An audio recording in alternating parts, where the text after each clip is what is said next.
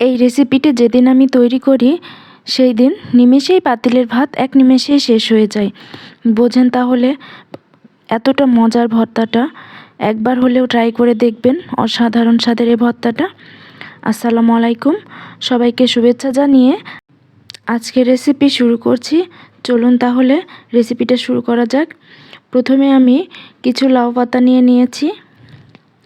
দেখতেই পাচ্ছেন লাউ পাতাগুলো কতটা ফ্রেশ, বাজার থেকে কিনে নিয়ে আসা লাউ পাতা। লাউ পাতাগুলো আমি পরিষ্কার করে নেব। আমি শুধু পাতাগুলো নেব, যেহেতু আমি ভর্তা তৈরি করব। পাতাটা কিভাবে পরিষ্কার করছি আমি দেখিয়ে দিচ্ছি। এই ডোগাগুলো অবশ্যই এভাবে পরিষ্কার করে ফেলে দিতে হবে, না হলে ওগুলো শক্ত হয়ে থাকে। এভাবে আপনারা পরিষ্কার করে নেবেন। পরিষ্কার করে আমি হাত দিয়েই ছিঁড়ে নিব। এরপরে আমি দেখিয়ে দিচ্ছি কি কি লাগবে ভর্তা তৈরি করতে। এরপরে চুলায় আমি একটি প্যান বসিয়ে দিয়েছি। প্যানের মধ্যে 2 টেবিল চামচ মতো সরিষার তেল দিয়ে দিয়েছি। তেলটা গরম হয়ে আসলে দিয়ে দেব লবণ ও হলুদ দিয়ে মাখিয়ে রাখা সেই মাছটা, এবং দিয়ে দেব 4-5টা শুকনো মরিচ। ভেজে আমি শুকনো মরিচগুলো উঠিয়ে নিব। আমি শুকনো মরিচটা লালচে কালার করে ভেজে নিব। সে পর্যন্ত মাছটা ভাজা হতে থাক। শুকনো মরিচটা দেখতেই পাচ্ছেন আমার ভাজা হয়ে গেছে। এ পর্যায়ে আমি শুকনো মরিচটা উঠিয়ে নিব। এরপরে আমি মাছটা একটু সুন্দরভাবে ভেজে নিব। মাছটা ভাজা হতে থাক। এরপরে আমি দিয়ে দিচ্ছি স্বাদ অনুযায়ী কাঁচামরিচ, যে যেমন ঝাল খেতে পছন্দ করেন।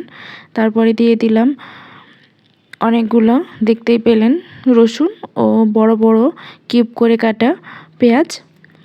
পেঁয়াজ ও রসুনের পরিমাণটা বেশি করে দিতে হবে। এবং পরিষ্কার করে ধোয়া লাউ পাতা, ধুয়ে নিয়েছি লাউ পাতাগুলো পরিষ্কার করে আমি সেগুলো দিয়ে দিলাম। এবং এখানে দিয়ে দেব 1/2 চামচ মতো লবণ, লাউ পাতাটা সেদ্ধ হওয়ার জন্য। লবণটা দিয়ে আমি লাউ পাতার সাথে একটু নেড়েচেড়ে মিশিয়ে নিব। দেখতেই পাচ্ছেন আমি এইভাবে মিশিয়ে নিয়েছি। এরপরে আমি এখানে অ্যাড করে দিব সামান্য একটু পানি। পানিটা দিলে লাউ পাতাটা ভালোভাবে সিদ্ধ হয়ে যাবে। তারপরে ঢাকনা দিয়ে ঢেকে দেব। ঢাকনাটা উঠিয়ে আমি আবারও একটু নেড়েচেড়ে দেব। এর মধ্যে লাউ পাতাটা কমে আসবে, অল্প একটু হয়ে যাবে।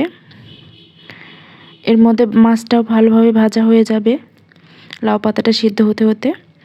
আবার আমি ঢাকনা দিয়ে ঢেকে দেব। ঢাকনাটা উঠিয়ে দেখতে পাচ্ছেন লাউ পাতাটা ভালোভাবে সিদ্ধ হয়ে গেছে।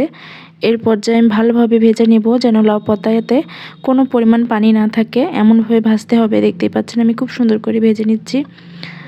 পানি থাকলে খেতে মজা লাগবে না, ভালোভাবে ভেজে নিতে হবে। ভাজা হয়ে গেছে এবং এই পর্যায়ে মাছটাও সুন্দরভাবে ভাজা হয়ে গেছে। মাছটা আমি কাটাগুলো বেছে নিব।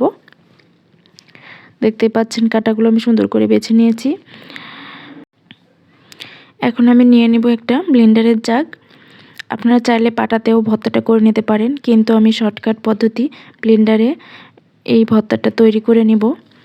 খুব তাড়াতাড়ি হয়ে যায় ব্লেন্ডারে এই ভর্তাটি তৈরি করলে। এর পর্যায়ে আমি ভেজে রাখা লাউ শাক ও মাছগুলো দিয়ে দিলাম। দিয়ে দিলাম 4টা শুকনো মরিচ ও 1/2 চামচ লবণ। স্বাদ মতো লবণটা আর মরিচটা আপনাদের স্বাদ মতো অ্যাড করে দিবেন। আমি ব্লেন্ডার করে নিয়েছি। দেখতে পাচ্ছেন কতটা সুন্দর হয়েছে ভর্তা করা। আমি খুব একটা মিহি করিনি, কারণ খুব একটা মিহি করলে খেতে মজা লাগে না, এরকম থাকলে বেশি মজা লাগে খেতে। এবার পরিবেশনের পালা, চলুন তাহলে পরিবেশন করে দেখাই। দেখতেই পাচ্ছেন ভর্তাটা কতটা পরিমাণ লোভনীয় হয়েছে। আমি সাথে শুকনো মরিচ ভেজে নিয়েছি। শুকনো মরিচের সাথে ভর্তাটা খেতে দারুণ লাগে ভাতের সাথে। ও উপর দিয়ে কাঁচা সরিষার তেল দিয়ে দিলাম। ভর্তার সাথে সরিষার তেল না হলে হয় বলেন, সেই জন্য সরিষার তেলটা দিয়ে দিলাম। এখন আরও লোভনীয় দেখাচ্ছে। আশা করছি রেসিপিটা আপনাদের ভালো লেগেছে। আল্লাহ হাফেজ।